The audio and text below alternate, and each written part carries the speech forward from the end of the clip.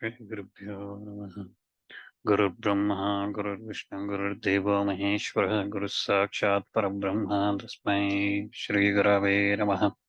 गुरवे सर्वलोकानां भिषजे भवरोगिणां निधये सर्वविद्यानां श्रीदक्षिणामूर्तये नमः।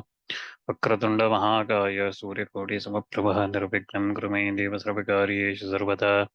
शुक्लां भरधरं विष्णुं शशिवर्णं चतुर्भुजं प्रसन्नवदनं ध्यायेत् सर्वविघ्नोपशान्तये। व्यासं वसिष्ठनप्तारं शक्तेः पौत्रमकल्मषं पराशरात्मजं वन्दे शुकदादं तपोनिधिं। व्यासाय विष्णुरूपाय व्यासरूपाय विष्णवे नमो वै ब्रह्मनिधे वासिष्ठाय नमो नमः। नारायणं नमस्कृत्य नरं चैव नरोत्तमं देवीं सरस्वतीं व्यासं ततो जयमुदीरयेत्. So Kanva narrated, Rishi Kanva narrated the story of Garuda. Matali is finding a bridegroom, and then through that how Garuda's pride has been punished by Vishnu, right? So Garuda said he's more powerful and he still carries Vishnu, and because of that, he's considered as inferior and things like that. And then Vishnu placed his hand, and then Garuda could not stand on that. So that's what we learned. And he tells Duryodhana that just like that, the strength you have might be false one. Don't think that Pandavas don't have the strength. So he advises Duryodhana, but Duryodhana laughs at this, right? So listening to this, next we look at what happens. So Janamejaya, listening to this narration from Vaishampayana, he asks that evil Duryodhana, what did he do and what happened in that assembly? What did Bhishma do? What did the others say, tell him? Then Vaishampayana narrates him that just as he said, so everyone, Bhishma, everybody spoke what is good for Duryodhana, but he did not listen. So then Narada also said the same thing, and I will tell you what Narada said. So Vaishampayana starts narrating Narada's speech in that assembly. So Narada says that the person that listens to the counsels of the friends are very rare, and again, friends that are give useful, beneficial counsels to a friend in the time of need is again uh, very rare, and those friends who offer the such a counsel should be respected, and stubbornness in always should be avoided, again because the friends, such a friends who gives the counsel in the time of need should be listened, and stubbornness one should be avoided. And in this connection, I'm going to tell you a story of Galava having met disgrace through his obstinacy. So what did Galava do? That's the story Narada narrates now. So in the olden times, in order to test Vishwamitra, who was engaged in the penances to become a Brahmana and to become superior than Vasishta. So we have learned Vasishta and Vishwamitra's story previously, right?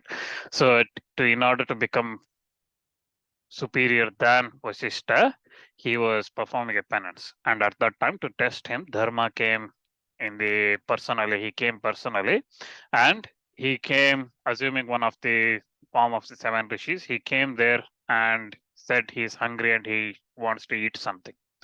And he came to the ashram of Vishwamitra. There, Vishwamitra, looking at him, started preparing a charu for him. Charu is like rice with cooked in milk, and he started preparing that charu for food. So, start preparing, and again, he took, he spent every care and attention in preparing that food for this Brahmana that came there, that Rishi came into his house for the food. And while he was doing that, he did not spend a lot of time in looking after the Rishi that came there, right? So because he was busy in cooking, and after cooking that charu, he took that very warm, steaming charu to Rishi and said, "I have cooked it. Uh, please have this food." And then, but the Rishi says that, so he says that I have already had some other food now. By the time you cooked all this food, so you wait here with this food, I'll come back. So having said that, Dharma, who was in the form of a rishi, he went away. So Vishwamitra, holding that hot charu on his head, waiting with his arms holding it, he stood there waiting for the rishi to return. And he stood there just on air. He did not move. He did not go anywhere. He did not eat his own food or anything. He just stood there waiting on. Like this, while he was standing there, a ascetic named Galava, he comes there and he looks at Vishwamitra standing like that, and he starts serving Vishwamitra. Okay, looking after Vishwamitra and doing everything that Vishwamitra needs while Vishwamitra waits there.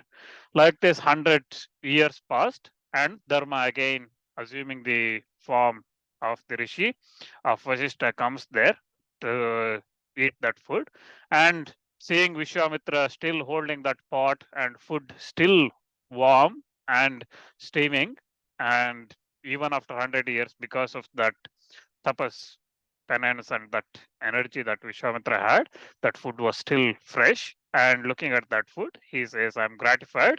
You have attained Brahmanhood. Okay, so that's the uh, story of Vishwamitra getting Brahmanhood. So very pleased with him. So Vishwamitra attains, becomes considered as a Brahmana from that point onwards. So from Kshatriya, he becomes a Brahmana. So while then after that, Dharma leaves that place, right? So then Vishwamitra, looking at Galava, who was serving him all this time, while Vishwamitra was standing there holding that charu, waiting for the rishi to return, he says that you have my permission to leave now, go wherever you want.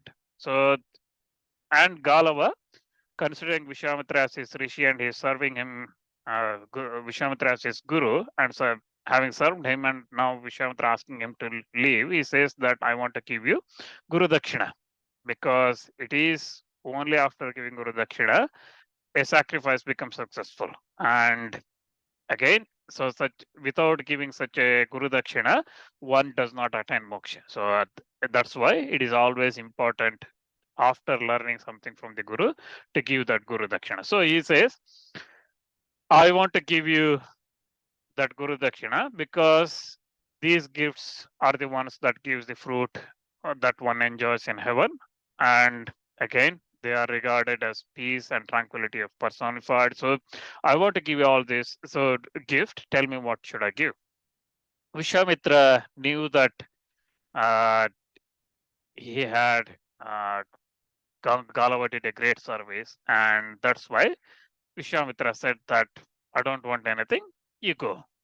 Go wherever you want to go. I don't want anything. But Galava repeatedly, his stubbornness, he said, I want to give you something. Tell me something. What shall I give? What shall I give? So he kept asking, and Vishwamitra slightly became angry and he said, give me 800 horses. Each one should be white as like rays of moon, and each one should have a 1 year black.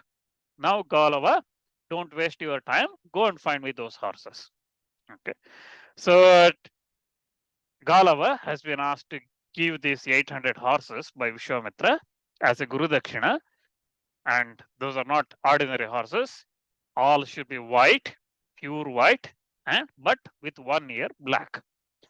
So Galava thinks about this. Thus, once Vishwamitra says that, Galava, filled with anxiety, he could not sit down, he could not lie down, because if it is any ordinary horse, he would have gone and asked some king for those horses and given it to Vishwamitra. So he could not do anything. So again, anxiety, regret, all these things, burning with remorse and all these things, his stubbornness over it. Why did I kept on pestering my guru, asking for this and make him angry? And that's why he asked this. So now he has asked it, I have to give. Where should I go? So who is that friend who is going to give me those horses? Where shall I find the money to this? I don't have much savings on my own. Where will I find these 800 horses with that whiteness? And where can I, if without giving this Guru Dakshina, how can I eat or how can I survive? Because there is nothing I want to do without fulfilling what I have promised. Again, even if I go to the other parts of the earth or wherever it is, I probably won't get it. I only way is for me to give up my life. What use of life if I can't fulfill my guru's wishes? If I can't serve the Guru Dakshina, if I can't give the Guru Dakshina, what to? So thinking like that, he says death is preferable to living like this. Again, having asked Guru what he wants and then not able to fulfill that, that's not good. So the actions of a man lose its merit having promised something and fails to perform it. So right, so if one promises to do something and give something and unable to do it, could not do it and does fails to do it, that's stains, and that because that's considered as a falsehood. Again, one that is stained by such a falsehood cannot have beauty, children, power or influence or anything, because he loses all the merits.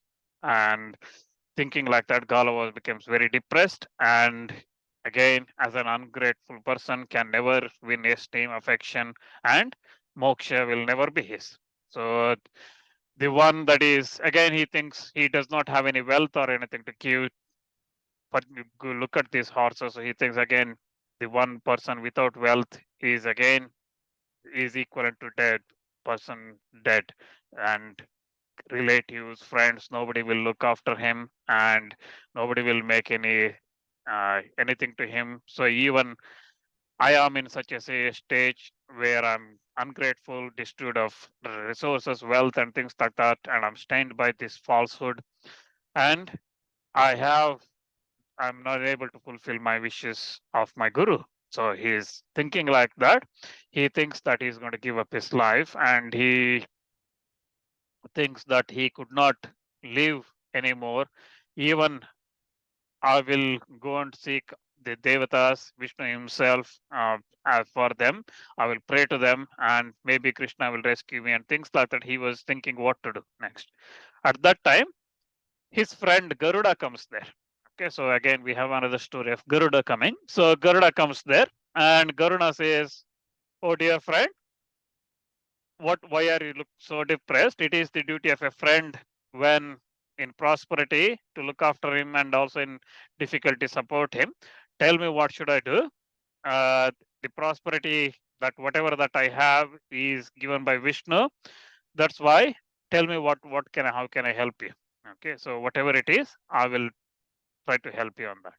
So then again, Garuda says that I have been commanded by uh, again that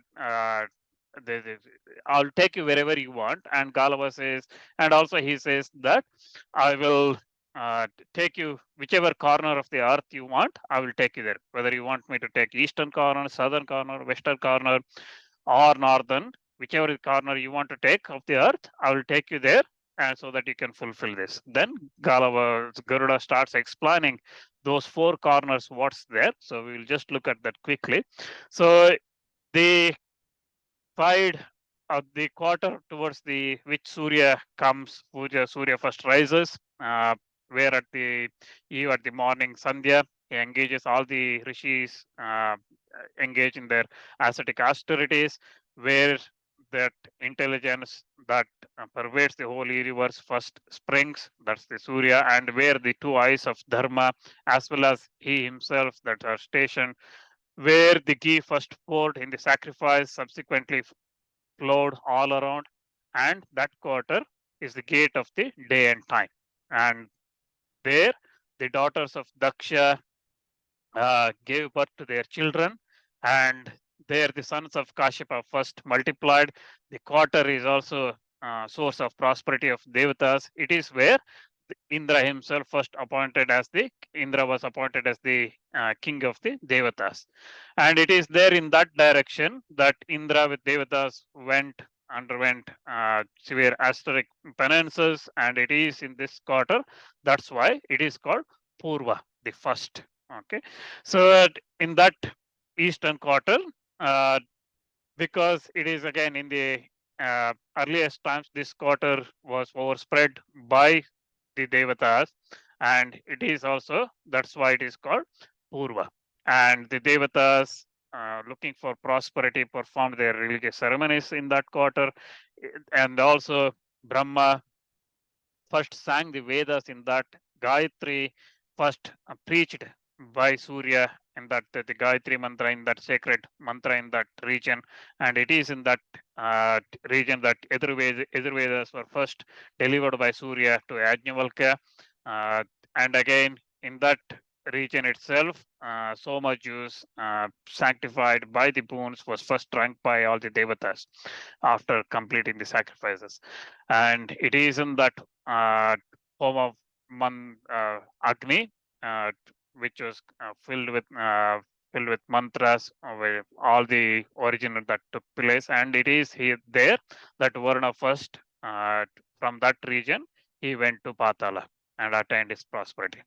It was there the birth, growth, death of the ancient Vasishta took place, and it is there that first 100 branches of Pranava sound came through, and it is where the Munis, smoke-eating Munis, perform their sacrifices there, and also it is there the 1,000 rays Surya rising. He consumes all the darkness of the world, and ungrateful men and asuras he consumes them. And again, this is the gate of all the three worlds. This is the path to heaven and felicity, and this is the card Purva, that vision. Tell me if you wish to go that direction, I will take you there, oh friend. So Garuda then explains the southern direction. He says that in the olden days, Surya, having performed the sacrifice, gave that quarter as a dakshina to his guru, and for that reason, that direction is known as dakshina or south.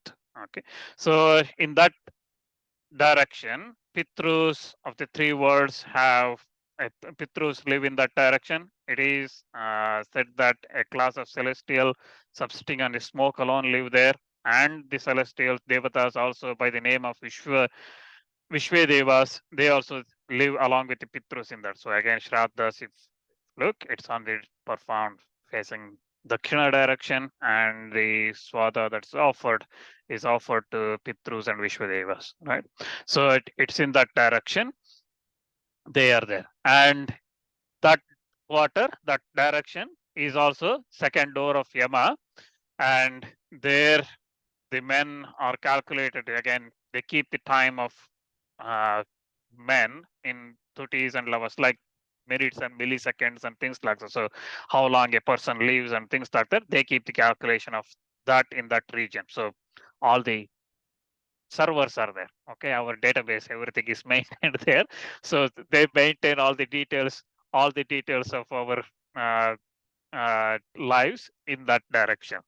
And in that region, also, the rishis called Pitraloka rishis, they reside in that region. And also, in that region is where person uh, benefit from persons take their fruits of their actions. Okay, so whatever one does, they go there. So whether it is good or bad, they feel that in that region. Again, as the creatures do evil things and things like that, they come to that region. And there are thousands of Rakshasas in that region who are seen by the sinful people. And the Mandara, the breast of Mandara mountain, and the adobe of many rishis, Gandharvas, all that always is there in that region. And there also in that region a Daitya named Raivata, hearing Samaveda mantras, sings in that, living he lives in that region after leaving his wife and friends and kingdom, everything. And also in that region, Manu and Yavakrita's son set the limit of Surya so that he can never overstep. So the speed of Surya is set in that region. And it was in that region that Pulastya's son Ravana, king of Rakshasas, underwent austerities, and he wanted immortality from Devatas. And it was in that region. Asura Vritra also started enmity with Indra, and in that region again, uh, all forms of all the lives of of diverse forms comes there, and again they constitute into 5 elements of that's created, so they all disappeared after death. Everything gets into that region, and also in that region the wicked men after uh, reach that region for in torture cells and river Vaitarani that flows there, where the bodies of the persons who are go to hell has to cross that river Vaitarani, and there arriving there, they go through all sort of misery, and again those who do happiness they will attain happiness, but also wicked people will go through misery in that region. So from there, then again, a sage named Chakradhanu took birth from Surya in that region, and it is that divine sage after known became known as Kapila, and that Kapila we learnt in Vanaparva that he burnt 60,000 sons of Sagara, right? And also there is a class of Brahmanas called Shivas who live mastering or learning the Vedas, and they attained ascetic success in that region. And again, having studied the Vedas, they attained the salvation moksha in that region. And again, in that region, there is a city called Bhogavati, ruled by Vasaki and by Naga, Takshaka, and Airavata, and others. So again, so in that region, the one that has journey here after death, one enters that region. Tell me if you want to go that region. So Garuda asks Galava, do you want to go to that region, or I can take you to Paschima, other western region. So again, in the western region, it is the Varuna's region. Here, Varuna is the king and the ruler of the Sagara ocean, and that Varuna, who is the lord of the waters, had his origin here, and he rules that region. And because the sun dismisses Paschat, okay, so the day ends there. That's why it is called Paschima. The direction is called Paschima, and all the aquatic creatures and water, everything is and the Kashyapa himself all the aquatic creatures, everything is there. Kashyapa installed Varuna as the king of that region, and again Varuna, Chandra, all again. So drinking that 6 juices of Varuna, drinks of Varuna, Chandra again every fortnight he regains his brightness.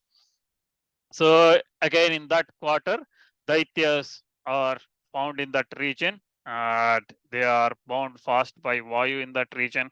Again, the mountain called Asta is what creates that twilight, evening Sandhya, and Surya disappears in that Asta mountain, and that brings the night and sleep.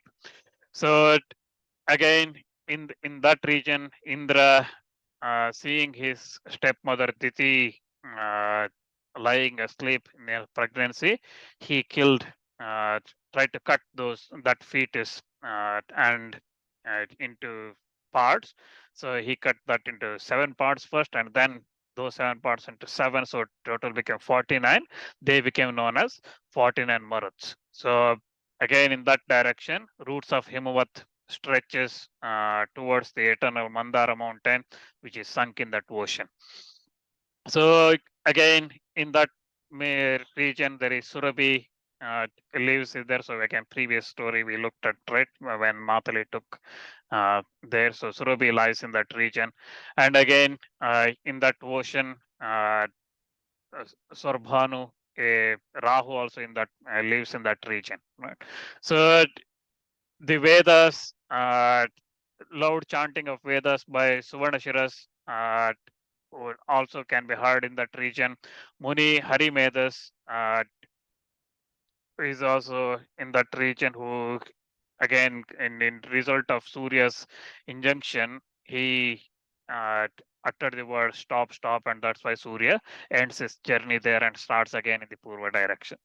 So again, So in that direction again, Surya, because of Surya's movement and Chandra's movement, nakshatras, 28 of those nakshatras, they go around and they start their journey there.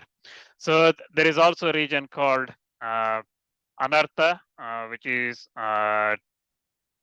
in that region, the snake called Anartha is there, so it is where Vishnu lies, and Rishi Kashyapa performed his is as has this home in that western region, in that Paschima region. So he Garuda asked, should we go to this region or should we go somewhere else, or we can go to the Uttara, northern direction.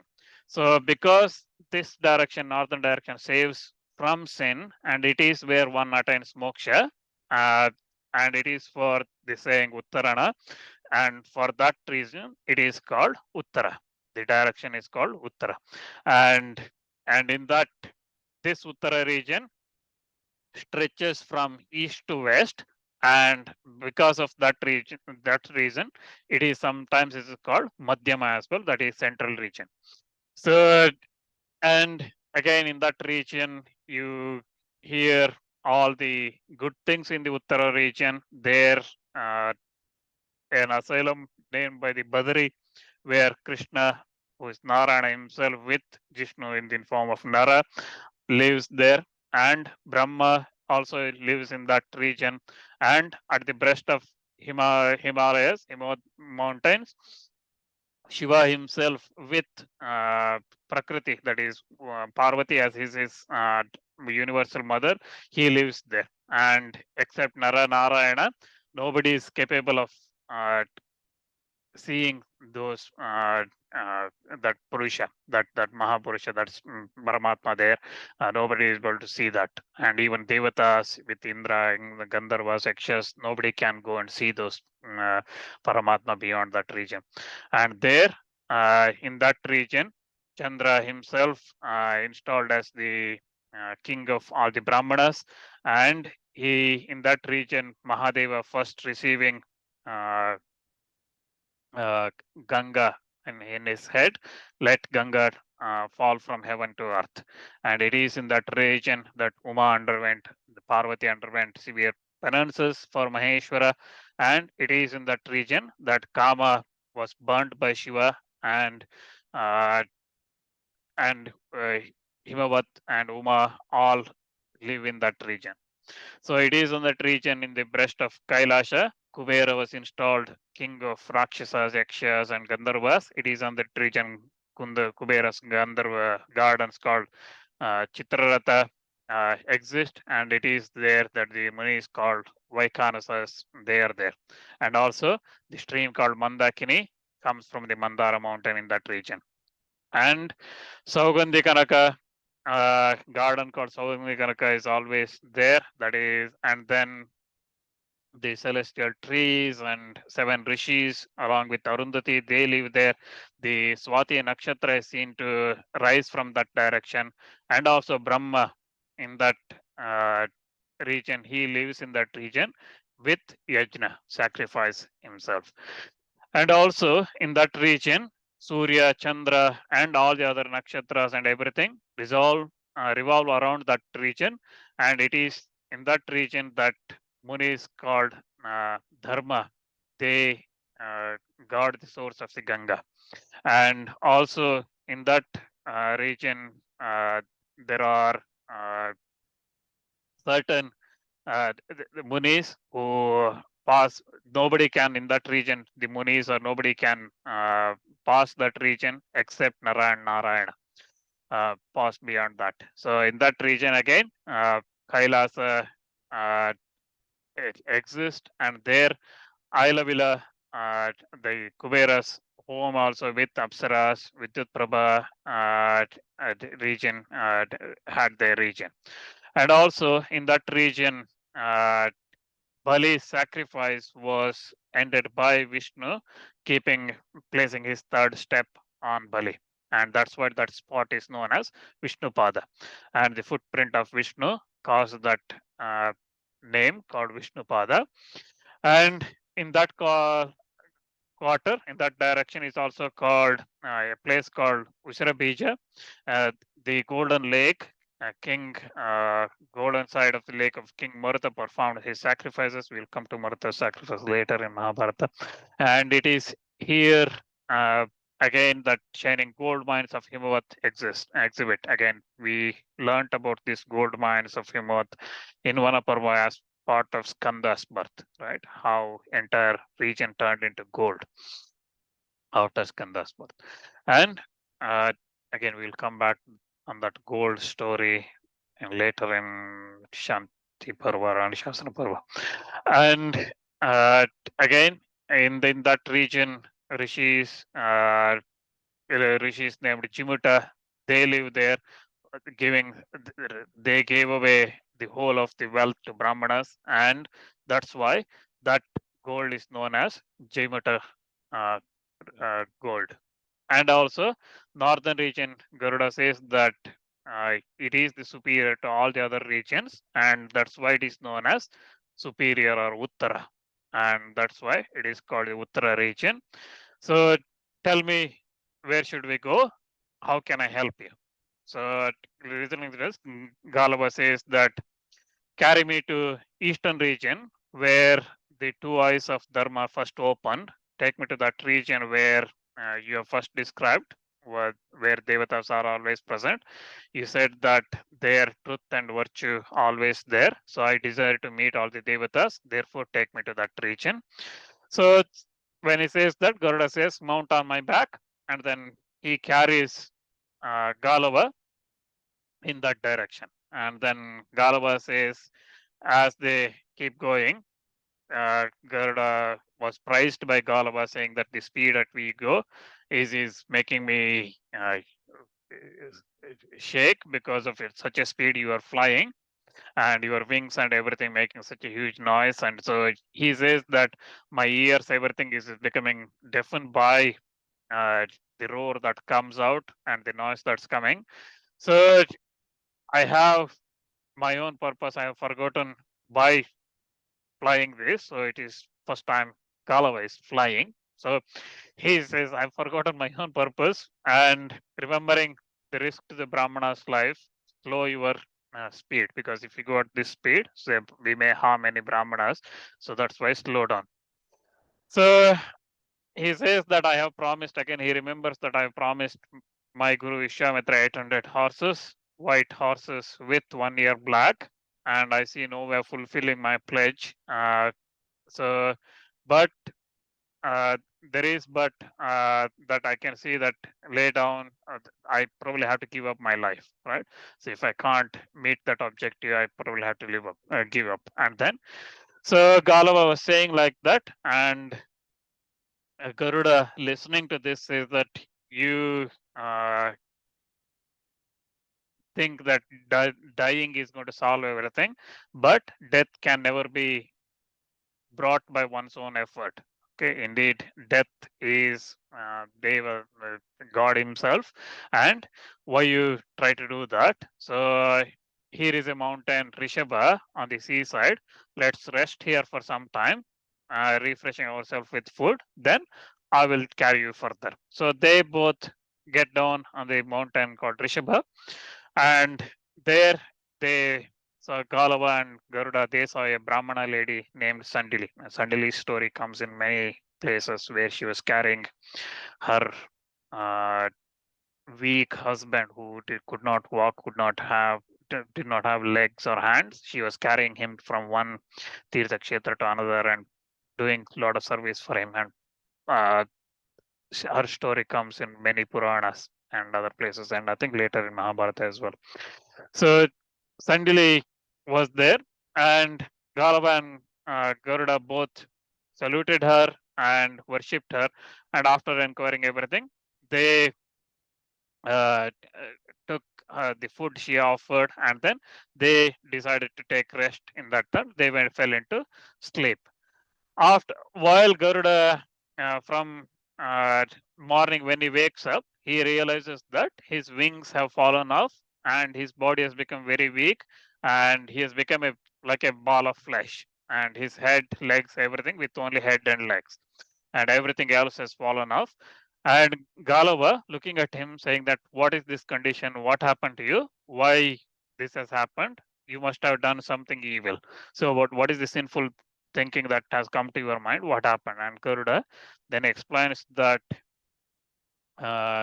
explains to Galava that I thought about carrying this lady Sandili to Devata's place where Vishnu, Mahadeva, everybody is there.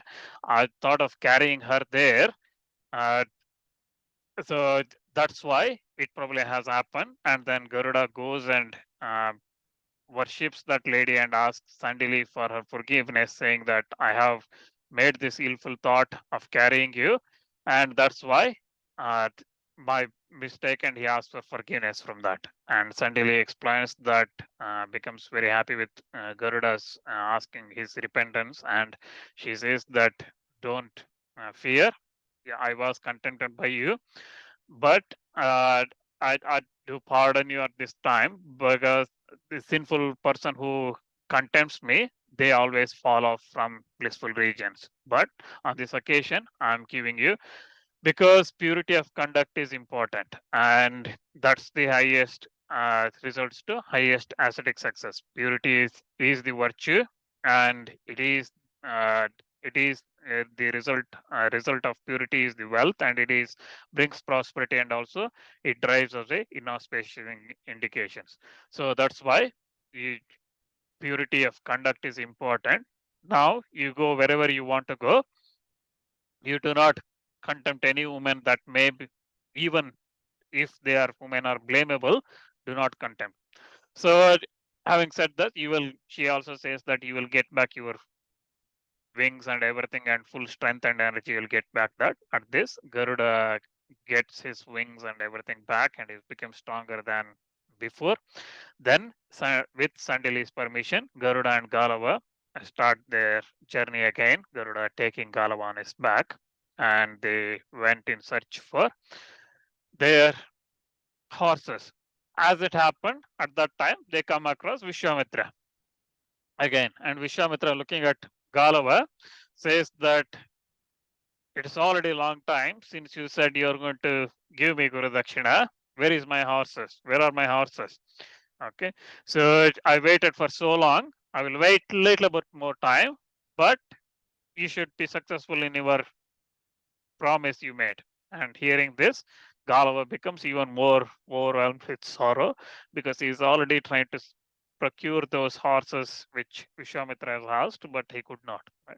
So he becomes even more sorrow, and he Garuda also listening to this, what he told me previously is what Vishwamitra is repeating again.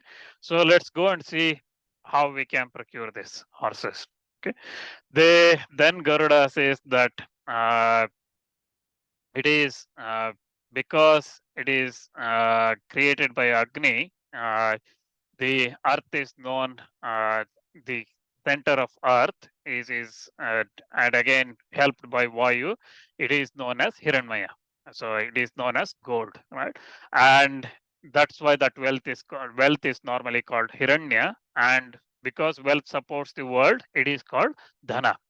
And serving these that that dhana exists from beginning of the three words. So, and that's the importance of the wealth. So on that Friday, when the two constellation Purvabhadra and Uttarabhadra are in ascendant, in those nakshatras are in ascendant, Agni creating this wealth, he gave that to Kubera, and earth guarded by the then deities called Ajaikapada and Ahirbudna, and also by Kubera, they protect this wealth. And it is very difficult to attain that wealth, and therefore it is very difficult to procure it.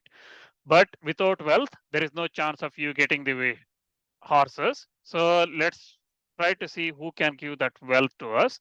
There is a king called Yayati, son of Nahusha, who has a lot of wealth. He probably will be able to help you. So let's go there, and we may be able to help. He may be able to help. So thinking like that, they go to Pratisthana, where King Yayati was ruling. So we learned about Yayati a lot in Adi Parva. Hope you all remember. So when they go, now Yayati worships them, and then Garuda starts explaining the reason of their visit. We will look at what happens with Yayati and the story next time.